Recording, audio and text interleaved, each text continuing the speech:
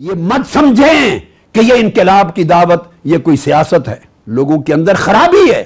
وہ جب سمجھتے ہیں کہ یہ انقلاب کی دعوت شاید سیاست ہے.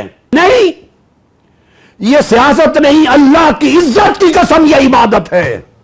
اللہ وحدہ لا شریک کی عزت کی قسم کھا کے بتا رہا ہوں. تاجدار کائنات کی نبوت اور رسالت کی قسم بتا کے کھا رہا ہوں.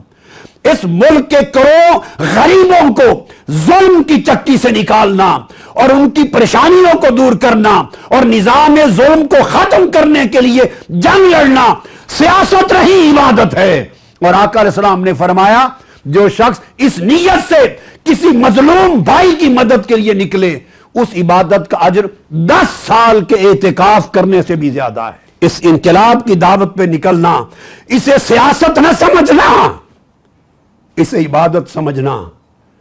میں آقا علیہ السلام کی کملی کی قسم کھا کے بتا رہا ہوں، میں اسے عبادت سمجھ کر نکل رہا ہوں.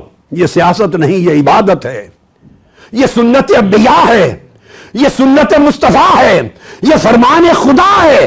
مظلوموں کی مدد کے لیے نکلو. جن کو روٹی نہیں ملتی ان کو روٹی کا لقمہ دلانے کے لیے نکلو.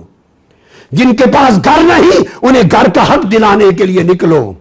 جن غریبوں کے بچوں کو علاج نہیں ملتا انہیں علاج دلانے کے نظام کے لیے نکلو. جن کی عزتیں محفوظ نہیں ان کی عزتوں کی حفاظت کے لیے نکلو. بے روزگار ہیں جن کا مستقبل تاریک ہے ان کے مستقبل کو روشن کرنے کے لیے نکلو. یہ قرآن کا پیغام ہے جو آج شب قدر کو اترا تھا، اور یہ تاجدار کائنات کا پیغام ہے جو حدیث پاک میں حضور اسلام نے فرمایا